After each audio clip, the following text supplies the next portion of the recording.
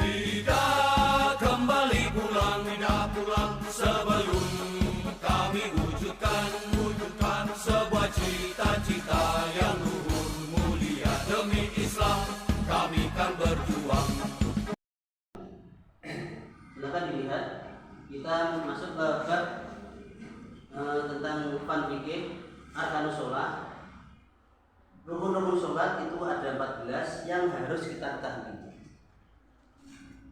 Kalau di kitab Mahdi Fikih juz 2 ini itu ada 14. Di kitab yang lainnya pasti akan berbeda karena pembagiannya seperti itu, makna filuko, atau makna filibida, atau makna sujud, atau makna julus, bina sajidatain, itu bisa diperbanyak ataupun yang tadi bisa diperkecil bisa. Yang penting nilai rukunnya keterangannya sama.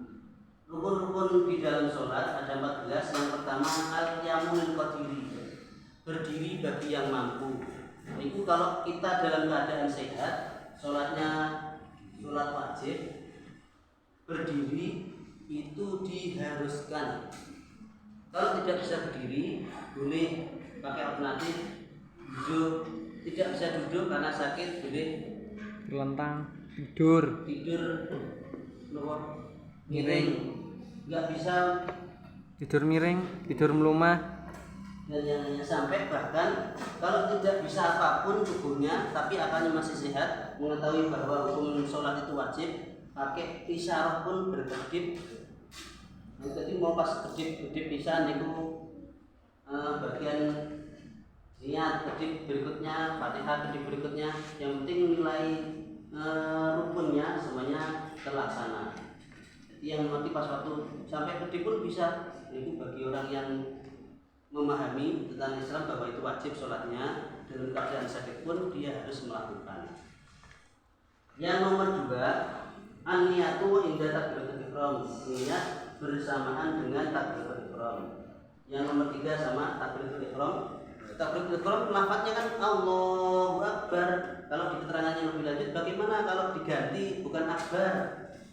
Allahu somad, Allahu. Ngoten itu hukumnya bagaimana? Itu di bab yang lainnya pas.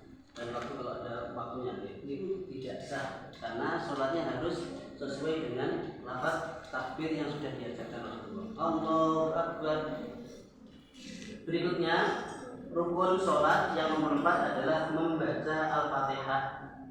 Nah, kalau kita pas waktu sholat sendiri ataupun bahkan nanti juga berjamaah, kita lupa tidak membaca surat Al-Fatihah dan kita ingat tidak mau menambahkan rukun sholat nambah 1 rakaat, maka sholat kita tidak sah. Sampai segitunya nilai Al-Fatihah. Baru bagi orang yang masih masuk Islam, belajar Islam tapi bacaan Al-Fatihahnya belum bisa, boleh diganti dengan zikir-zikir yang lain. Kasih belajar tasbih dan yang lainnya itu diperbolehkan, tapi di ranah orangnya masih belajar sholat. Kalau sudah bisa maka bacaan Al-Fatihah diharuskan dibaca. Kemudian rukuk, ini itu dipraktikkan sebenarnya. Nilai rukuknya, batasan rukuk niku biasanya tangan ini megang ke lututnya, terus tubuhnya niki harus benar-benar sempurna melengkung dengan ini. Tidak lagi kalau dia punya sakit boyok Pak, jadi rukuk Pak tidak kuat, paling tidak dia sudah berusaha membedakan antara berdiri sempurna sama rukuknya. Itu sebenarnya terusnya begitu ya. Kemudian tumakninah itu bahasa Jawanya anteng. Jadi dengan dia rukuk, antengnya di rukuknya, iktidal, sujud sama julus tidak boleh bergerak. Ya.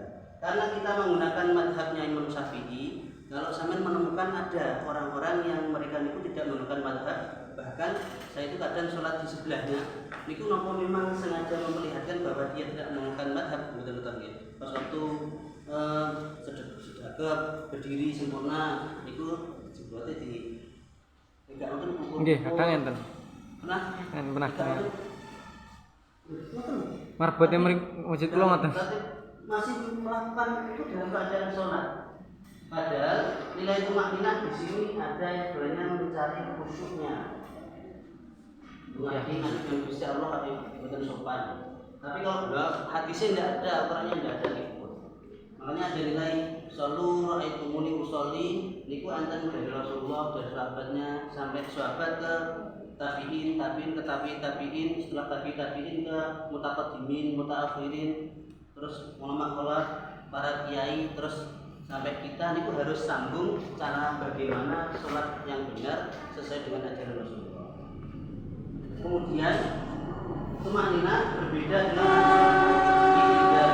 Karena ini antenge, karena ini iktidalnya. Iktidal itu berdiri dari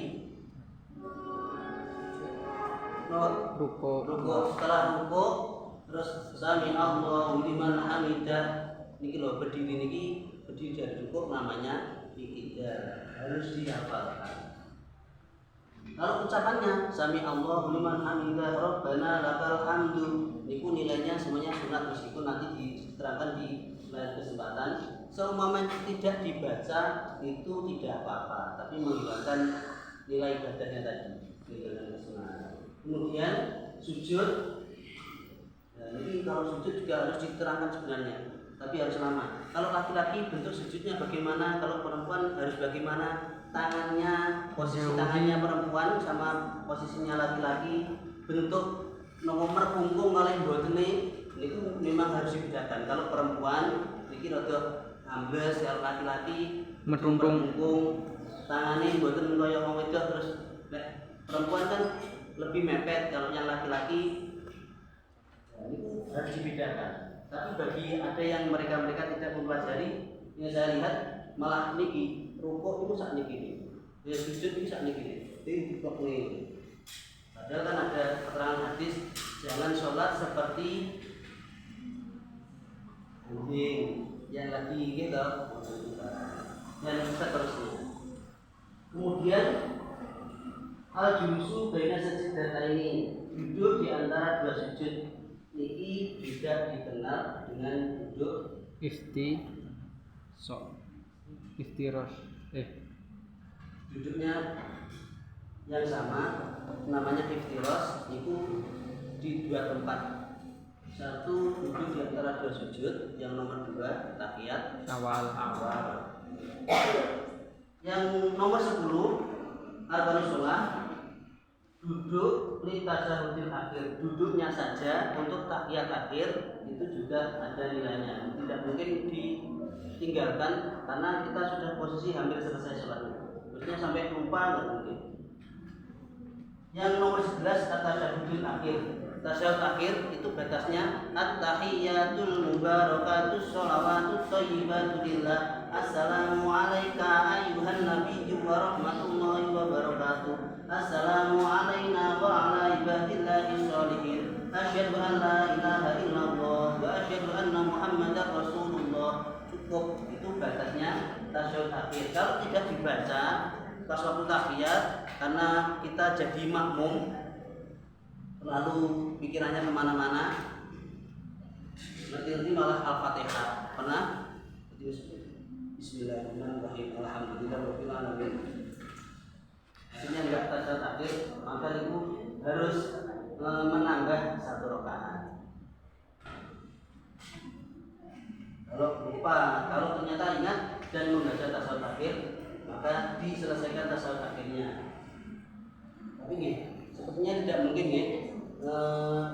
Tasyahud akhir ini lupa dan akhirnya dia tidak mengulangi lagi karena ini sudah nilai di paling akhir kita mau selesai sholatnya. Tapi kalau sampai lupa tidak membaca,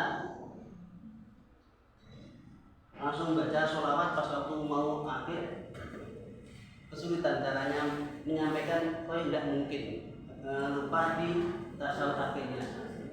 Niku tasyahud akhir niku sampai pundi Pak? Kalau at-tahiyat akhir sampai niku mawon. Terus salam. Nggih, ngacungkan tangan jari telunjuk niku juga sunatan. Wong mboten nggih mboten napa-napa. Tapi ada nilai sunat. Ugi-ugi ngono. Nanti terlalu melebar. Yang nomor 12, as-sholatu ala Nabi Muhammad, mengucapkan sholawat pada Nabi. Makanya pas waktu itu kan di tahiyat akhir kita sholatnya cepet-cepet, namun ini sebenarnya tidak boleh. Tapi ada toh si imam itu membacanya cepet banget terus assalamualaikum warahmatullahi wabarakatuh, Allahu Akbar, mau sholat taraweh kita Allahumma sholli ala sayyidina Muhammad. Kalau diterusnya ada malah ada sudah jamaah di rakaat yang berikutnya, maka ini di sholawat ala Nabi itu cukup. Seandainya tidak membaca yang lainnya, wa ala ali sayyidina Muhammad kama shallaita wa barik ala sayyidina, itu tidak dibaca, tidak apa. Yang terakhir, atas imamku membaca salam. Ini yang paling akhir tasbih, maksudnya urutannya harus sesuai dengan yang biasa kita kerjakan. Tidak boleh dia jajah berdiri langsung sujud pun lali ana rukuk dereng kembali lagi, tidak diperbolehkan. Jadi sebelum masuk ke atas imamku mengucapkan salam, ada nilai salam yang sampai keliru. Assalamualaikum warahmatullahi, meninggalkan lafaz alif lam, enggak assalamualaikum warahmatullahi, alif lamnya dihilangkan, maka sholatnya tidak sah. Maka silakan perhatikan assalamualaikum warahmatullahi. Toleran yang pertama itu sudah menggugurkan sholatnya, toleran yang kedua sudah nilai sunnahnya. Yang dikhawatirkan pas waktu kita berjamaah, mungkin sudah pernah saya sampaikan, tahiyat awal terus si imam lupa kita di posisi makmum, kita sudah berdiri sempurna, nah si imamnya berdiri sempurna, makmumnya kita merasa jadi makmum keliru, langsung mengucapkan tasbih subhanallah, bacaan bismillah subhanallah, Arakan dosa malah. Itu silahkan dibiarkan, karena kembali lagi ke sunnah itu malah membatalkan sholat. Dari bab arkan sholat, ada yang tanyakan? Belum. Mungkin ini bisa dipelajari nantinya, untuk pelajaran ini. Itu.